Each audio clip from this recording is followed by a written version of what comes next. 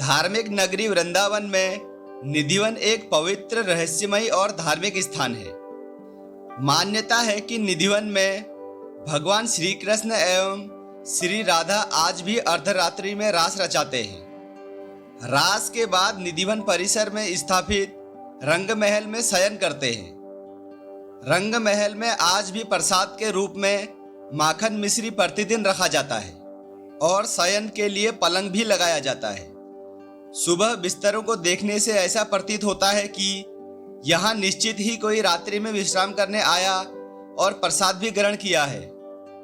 लगभग 2 से 2.5 एकड़ में फैले निधिवन के वृक्षों की खासियत यह है कि इनमें से किसी भी वृक्ष के तने सीधे नहीं मिलेंगे तथा वृक्षों की डालियां नीचे की ओर झुकी और आपस में गुथी हुई प्रतीत होती है। निधिवन परिसर में ही संगीत सम्राट एवं ध्रुपद के जनक श्री हरिदास जी की जीवित समाधि, रंग महल, बाके बिहारी जी का प्राकट्य स्थल, राधा रानी वंशी चोर आदि दर्शनीय स्थान है। कहा जाता है कि निधिवन में प्रतिदिन भगवान श्री कृष्ण रास रचाने आते हैं।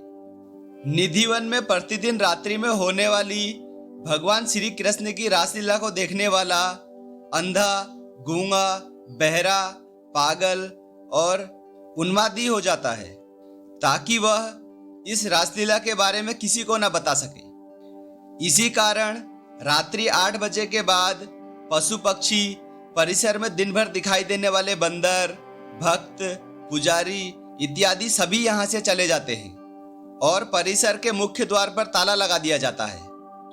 उनके अनुसार यहाँ जो भी रात को रुक जाता है वह सांसारिक बंधन से मुक्त हो जाता है और जो मुक्त हो गए उनकी समाधियां परिसर में ही बनी हुई है। ऐसा कहा जाता है कि निधिवन में जो 16,000 आपस में गुथे हुए वृक्ष हैं वही रात में श्री कृष्ण की 16,000 रानियां बनकर रास रचाती हैं और रास के बाद श्री राधा और श्री कृष्ण परिसर के ही रंग महल में विश्राम करते हैं।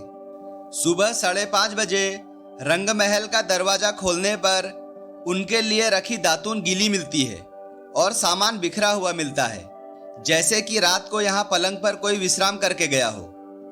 वृंदावन वह जगह है जहाँ पर श्री कृष्ण ने अपने बचपन के दिन बिताए थे। इस जगह को प्रेम भूमि के नाम से भी जाना जाता है। एक और चीज जो लोगों को सबसे ज्यादा आकर्षित करती है वह है भगवान श्री कृष्ण और राधा के बीच बिताया गया वह खूबसूरत समय। वृंदावन में उनके प्यार को समर्पित कई मंदिर मौजूद हैं, लेकिन उनमें से एक रहस्यमयी वन है जिसे निधिवन कहा जाता है। भक्तों और स्थानीय लोगों का मानना है कि भगवान श्री कृष्ण रात में यहाँ रासलीला करने आते हैं। ऐसा माना जाता है कि आरती की पवित्र प्रक्रिया के बाद मंदिर के आसपास किसी को भी जाने की इजाजत नहीं होती और ऐसा भी कहा जाता है कि रात के समय जो मंदिर में रह जाता है वह या तो अंधा हो सकता है या फिर अपनी सुनने की क्षमता खो सकता है।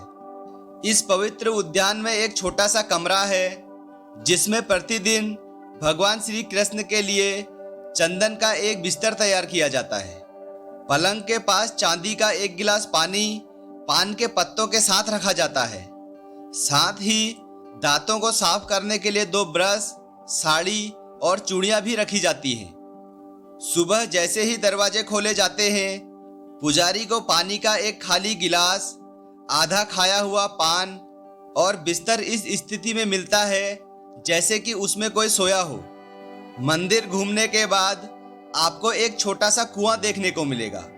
कुएं से जुड़ी कथा यह है कि एक बार रासलीला करते समय श्री राधा की घनिष्ठ मित्र ललिता को प्यास लगी और उसकी प्यास बुझाने के लिए भगवान श्री कृष्ण ने अपनी बांसुरी से यहाँ एक कुआं बनवाया। इसलिए इस कुएं को ललिता कुंड के नाम से भी जाना जाता है।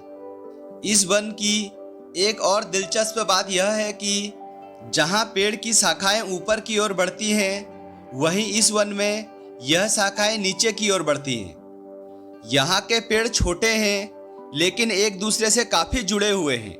साथ ही यहाँ की तुलसी भी जोड़ियों में उगती है। ऐसा माना जाता है कि ये पौधे गोपियों में बदल जाते हैं और रात के समय दिव्य नृत्य में शामिल होते हैं। दोस्तों, जानकारी कैसी लगी कमेंट्स करके ज़रूर बताइएगा। और अगर जानकारी अच्छी लगी हो तो लाइक, शेयर और सब्सक्राइब करना बिल्कुल मत भूलिएगा। हम आपको ऐसी ही इंटरेस्टिंग और रहस्यमय जानकारियों के साथ मिलते रहेंगे।